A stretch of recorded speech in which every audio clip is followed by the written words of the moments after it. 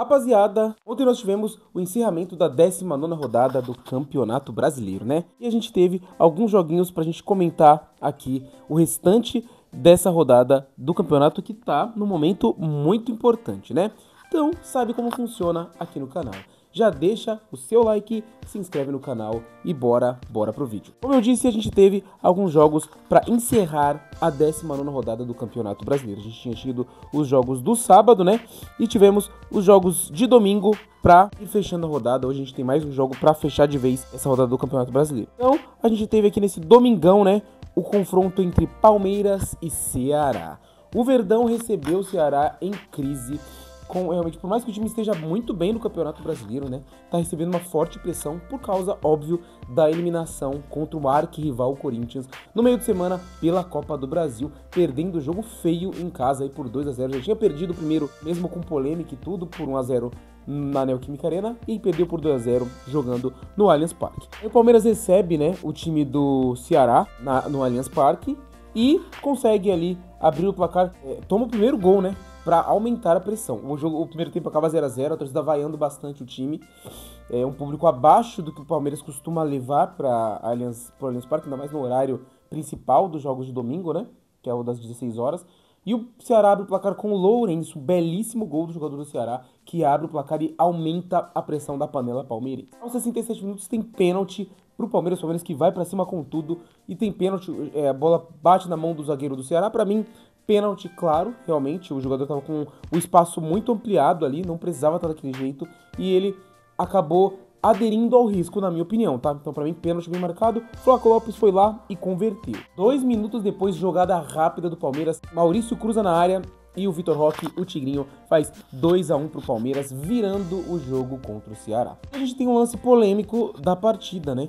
Que é o gol do Ceará. Uma bela jogada, uma bela trama do Ceará, uma bela troca de passe. A bola no limite ali, e aí o jogador do Ceará, o Ailon, se eu não me engano, faz o gol. E tinha acabado de entrar e faz um belíssimo gol, né? Deslocando o Everton, o gol é marcado e depois é marcado, assinalado o impedimento. Pra mim, um lance muito parecido com o lance que aconteceu prejudicando o Palmeiras na Copa do Brasil, no jogo de ida da Copa do Brasil contra o Corinthians. É um lance muito ajustado e pra mim também não fica claro que o time do jogador do Ceará estava impedido, tá? Pode ser que estava por um pé ali milimetricamente, mas as imagens que a gente disponíveis não deixam claro que estava impedido. Pra mim, o mesmo caso que aconteceu contra o Palmeiras, contra o Corinthians, né? O próprio Abel fala isso, que o Ceará tem o direito de reclamar por conta dessa situação. E aí, eu acho que fica ambíguo, né? E esse é o problema. Então, na minha opinião, se tem dúvida, dá vantagem pro espetáculo, dá prioridade pro espetáculo, deixa o gol, né? Marca o gol. Enfim, o Palmeiras vence, vitória importante, o Verdão se mantém ali forte na briga pelo Campeonato Brasileiro, né? E aí, a gente teve também o confronto muito importante, né? A gente teve o Vasco da Gama enfrentando o Atlético Mineiro no São Januário. O jogo fica 1-1. O Atlético Mineiro teve, acho que mais perto um pouco de vencer. E pro Vasco, realmente, mais uma derrota dura, né? O Vasco que tá ali muito perto, briga por rebaixamento. O Vascão que precisa urgentemente de vitórias. O Atlético Mineiro, por sua vez, tá tranquilo. Classificação contra o Flamengo na Copa do Brasil, então tá cheio de moral. Acho que o Atlético Mineiro vai acabar priorizando as Copas, tanto a Sul-Americana como a Copa do Brasil. O Atlético que fez isso na temporada passada, né? Mas acabou deixando muito de lado o Brasileirão e ficou até perto de um rebaixamento. O time que brigou por título de Libertadores e Copa do Brasil acabou, infelizmente, perdendo as duas, né? Coisas do futebol. Mas o time brigou pelos 2 títulos ali, pelas 2 Copas. E acabou muito mal no Brasileirão.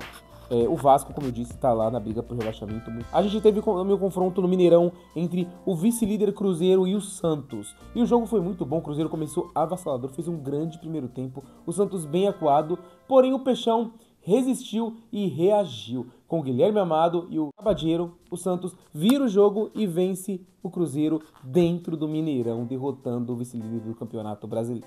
A gente teve, claro, um lance, né, do gol do Cruzeiro, que seria o gol do 2-1 do Cruzeiro, mas o gol foi anulado, porque o jogador do Cruzeiro, o Matheus Pereira, fez falta no Zé Rafael.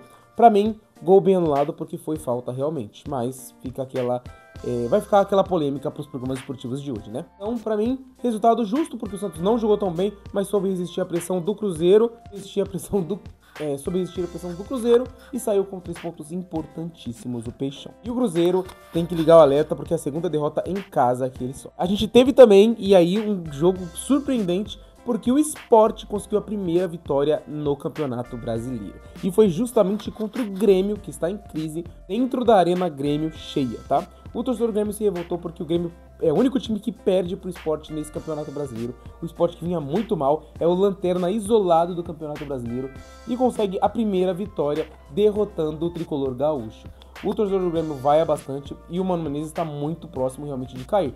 Possivelmente até o anúncio deve acontecer nesta segunda-feira, vamos ficar atentos, porque o Sport consegue a primeira vitória no campeonato. Para fechar a 19ª rodada, a gente tem o confronto em Caxias do Sul entre Juventude e Corinthians hoje às 8 horas da noite. Quem será que leva essa? O Corinthians aí que conseguiu uma classificação importantíssima contra o seu arquirrival Palmeiras no meio de semana, tá cheio de moral, mas tem desfalques importantes para um jogo que sempre é difícil em Caxias do Sul. E o Corinthians normalmente não tem vida muito fácil contra o Juventude lá, beleza? E é isso. Campeonato Brasileiro, a gente nessa semana dá uma pausinha, né? Dá uma pausinha no Campeonato Brasileiro porque tem Libertadores da América e Copa Sul-Americana. E aí a gente vai, óbvio, conversar amanhã sobre os jogos das competições aqui no canal. Fechou? Não esquece de fazer a sua parte, né? Aqui o vídeo tá gravado, tá entregue pra ti.